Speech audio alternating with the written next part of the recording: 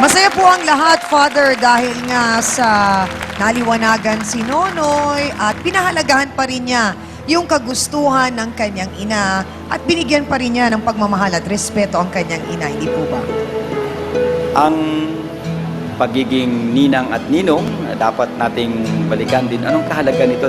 Kasi nung tayo bininyagan, di ba, ang magulang ay pipili ng ninong at ninang para maging pangalawang magulang at gabay sa batang lumalaki bilang maging isang mabuting Kristyano at isang maging mabuting Pilipino. Kaya yun ang rason kung bakit ninong at ninang. At ang ninong at ninang hindi lamang tagabigay ng regalo tuwing Pasko, kundi isang huwaran din, tagaturo sa tamang dapat gawin o anong marapat gawin. Kaya dito lumilito sa atin ang pagkatalaga ng karunungan at kapalaluan. At ako kinatuwa naman kay Nonoy na nakita niya ang kahalagahan ng magulang at ang kanyang pagkakamali.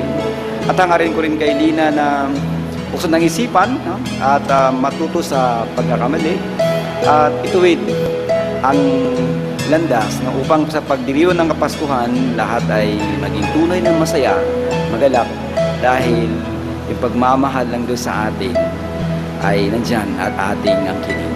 Maraming salamat. Maraming salamat sa ating pong mahal na trio, Tagapayo. Noy, siguro nga ngayong naliwanagan ka na at talagang inaamin mo na nagbalikan na kayo ng girlfriend mo at mas mahal mo siya. Ibibigay namin sa iyo ang pagkakataon na ito na makapagpaalam ng maayos kay Lina. Lina, sorry kasi hindi ko naman kasi alam na ikaw yung ninang ko eh. Sana maunawaan mo ako kung bakit kong ginawa yun. Kasi mas mahalaga pa rin sa akin si Mama. Na siya yung ina ko. Tsaka nagbalikan na rin kami ng girlfriend ko. Yung sinasabing kinukwento ko sa'yo. Kaya sana patawarin mo ako. Lina, tinatanggap mo ba ang paghingi ng tawad ni Nonoy? Sorry din na hindi ko sinabi sa'yo.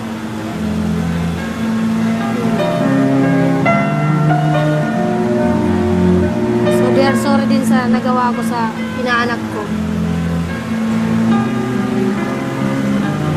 Sana hindi na maulit sa iba. May inaanak ka pang iba. Tsaka malay mo, ngayong Pasko, bigyan ka ng pamasko ng Panginoon, balikan ka ng asawa mo. Pagdadasal ko rin yun. Oo. Tsaka kaya ko naman ibalik yung dati natin pagkakaibigan eh. So wala nang samaan ng loob? Wala na po. Peace na? Oh, peace na. Ito naman dalawang kapitbahay na ito na mahadera. Oo. Tapos si Aling Evelyn, akala niya yata siguro talagang magkakatuluyan si Nonoy at saka si Ate Lina. Wala na yun.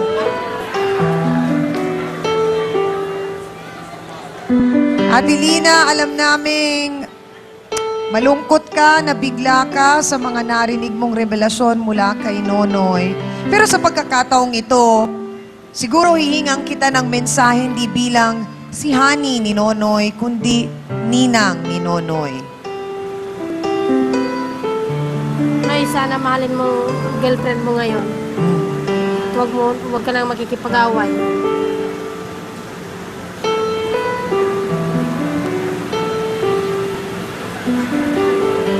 Makakayanan mo bang tawagin si Honey ng ninang, Noy? Iba na, ninang na talaga. Opo, ninang na po. Ninang na, hindi na Honey. At saka hindi ka na pwede mag-kiss kay ninang, mano na lang. Ha? O maghanda ka na ng regalo, Ate Lina. Huwag mo na irigalo ang sarili mo. Ay, iba na lang ang irigalo mo. Ha? Para naman maging masaya ang Pasko natin, hindi ba? Bakit ka natawa, Hans? Naunawaan namin na masakit ito para sa iyo, Ate Lina, pero hangad namin na talagang dumating yung araw na makahanap ka ng talagang para sa iyo. Salamat sa ating mga bisita. Aminan na po tayo mga kapatid, mga ka-face-to-face. Marami na naman po tayong napulot na aral sa ating kakaibang kwento na naman ng buhay ngayong araw na ito. Wala pong pumipigil na tayo ay umibig. Lahat tayo ay pantay-pantay pagdating sa pagmamahal. Sabi nga, age doesn't matter.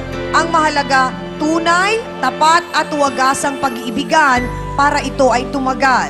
Para po naman sa ating face-to-face, heart-to-heart thought for the day, sa mga taong miyembro ng Samahan ng Malalamigang Pasko, ang magpapainit ng inyong puso ay ang pag-ibig ng tunay na diwa ng Pasko.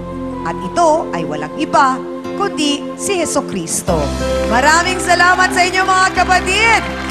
At syempre, thank you sa iyo, Hans Mortel, aking co-host.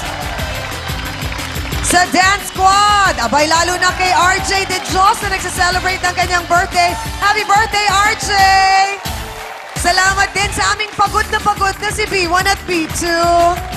Sa ating pong trio, tagapayo, ang ating mahal na Sausawero at Sausawera.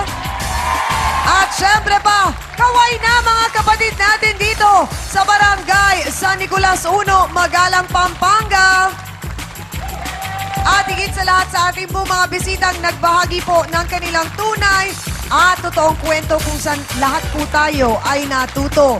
Sa mga kapatid po nating Kapampangan, Kaluguran Daka, salamat po ng marami sa inyo at bago lang po tayo tuluyang magpaalam, gusto lang po namin magpasalamat sa mga taong tumulong po sa amin para maisakatuparan ang pagiging face-to-face namin dito sa Pampanga. Muli, salamat kay Mayor Romulo Pecson, Vice Mayor Renato Bartolome, Chairman Amado Guzman ng Barangay San Nicolas 1, Municipal Administrator Edel Morales, sa Municipal Chief PNP Ferdinand Perez at Executive Secretary Ginoong Roel Dairit mula sa Office of the Mayor. Maraming salamat po at aasahan namin ang gagawin niyong pagwagayway ng ating face-to-face flag.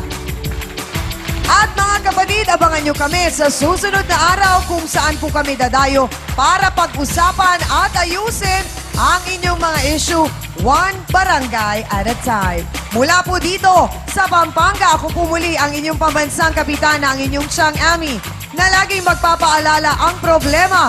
Pwede mong tawanan, pero hindi mo yan dapat talikuran. Kaya kung may problema ka, harapin mo, pag-usapan natin yan.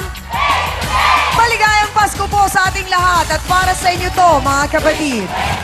Ngayong Lunes, peking nagtiwala sa nagdudoktor-doktoran, imbis na gumanda, sumaka! Una po, happy ako. So anong nangyari mong naging pagbabago sa mukha mo? Pahawakan niyo po yan, ma'am. May mga ano yan, oh. May mga bukol-bukol po yan sa loob. Paano mo sinusukat? Paano mo inaalam, Ara? Oh, tansya ko. Tansya, hindi ka natatakot? Happy naman ang ibang nagpagawa, pero alam nga ba niya ang kanyang ginagawa? Anong pinagawa mo kay Ara? Ilong po. Sismi po sa kababa. Sa'yo ba, nagawa mo ng turukan ng sarili mo, Ara? Kung sila may tiwala sa'yo, ikaw wala kang tiwala sa sarili mo. Bakit? Face to Face, ngayong Lunes, 4:30 p.m. Bago ang T3, dito lang sa TV5.